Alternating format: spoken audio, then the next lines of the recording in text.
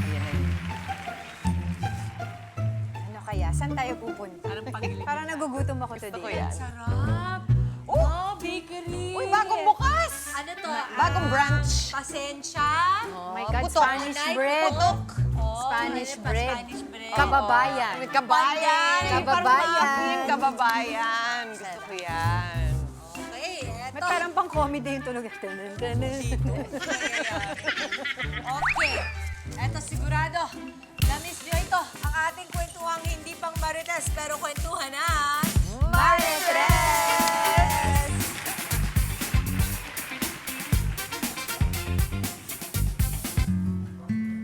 Okay.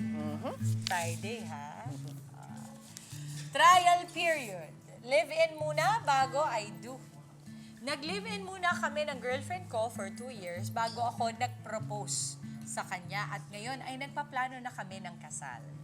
Gusto ko talagang nasubok yung financial compatibility namin, yung hatian sa gawaing bahay at kung paano mag-resolve ng away kapag hindi mo pwedeng takasan yung tao kasi iisa lang ang kama ninyo.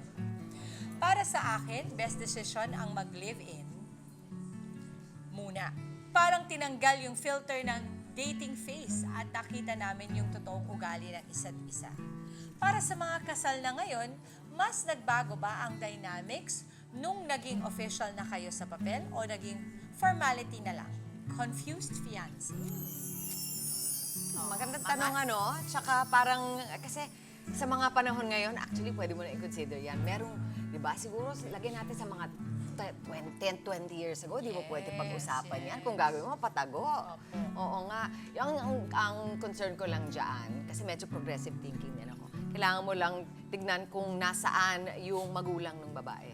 Kasi baka ayaw na ayaw They don't nila yung like it. pressure yung babae. Yun lang nga sa akin. Yun ang reservation. Kasi talagang merong, kung tingnan mo yung cost-benefit analysis, kung baka titingnan mo yung mga pros and cons, talaga namang marami kang pwedeng subukan bago kayo magpakasal. Makikita mo talaga yung mga bagay na hindi mo makikita kung hindi kayo magkasama sa bahay, di ba? Pero yun na nga, meron pa rin talaga mga konserbatibo. Ganun talaga dahil nandito tayo sa predominantly Catholic na bansa na hindi talaga, na medyo tutol doon. Yun lang sa akin. Well, ang sa akin naman, kahit live-in yan o kasal kayo, ang importante kasi ready kayong dalawa. Kasi pwedeng kakasalin nga kayo ngayon, pero hindi naman kayo emotionally ready, financially ready, and all of the things that you need to get ready for.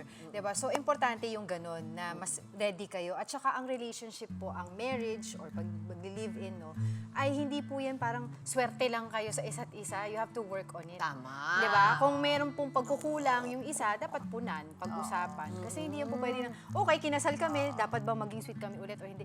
You have to work on it. Oo. Alam mo, kambal talaga kayo ng asawa ko. Kasi si Boy talaga naniniwala na ang live-in man yan or kasal man yan, ang any relationship para sa kanya ay kailangan pagtuunan ng trabaho, pansin. Hindi siya parang just happening. Lagi niya sinasabi niya, you have to show up.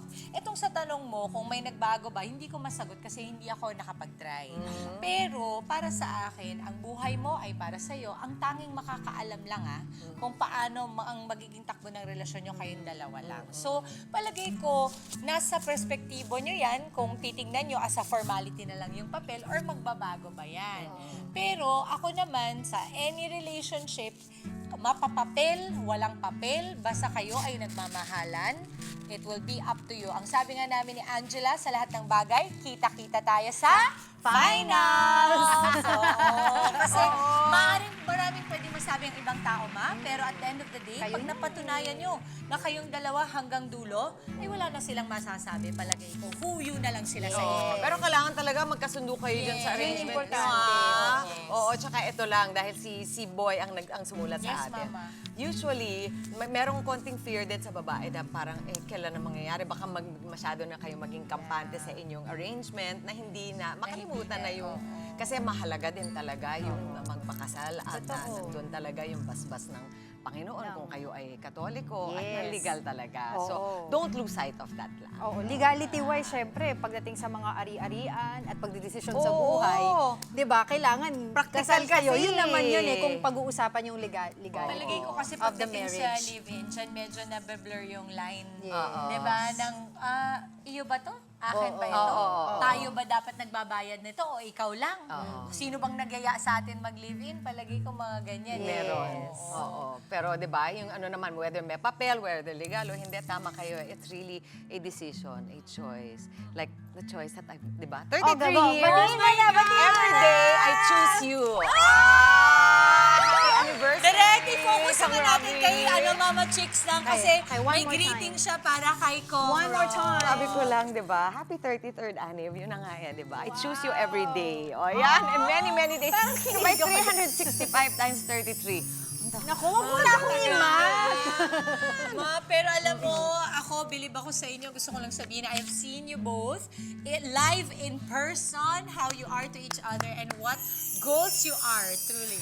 Couple goals. Not easy. Happy anniversary. Happy anniversary. Ayan. Thank you guys. Salamat sa Grabe, ating 33 years, nakita mo naman at the end of the day, hanggang dulo, dapat. Oh. Mama, happy anniversary Ako, sa inyo. ayan, Saan true thick tayo? or thin. Talagang, true thick or thin yan. Talagang, oo. Pero alam mo, laging sinasabi ni Kong Rob, diba? Pag ginigreet ka niya, sabi mo, let's grow old together, pero madaya ka raw kasi siya lang ang tumatanda. Laging sinasabi. Oo nga, I remember that. Galingan mo na lang. Kung Sayaw, huwag ka sayaw. magalala, you are looking as youthful as ever. Wow. It's true. Ingat po palagi at happy anniversary, Kong Rob and Mama Chicky. And huwag kayong magalala, alam namin ang address ninyo. Ano ba? Sa mga gusto mo lang, magkamingin ng payo sa kanya-kanya mga issue at problema sa relasyon o sa buhay. Share nyo na po ang inyong kwento. Sali na sa aming Facebook group. Nakapin po yan sa aming official FB page.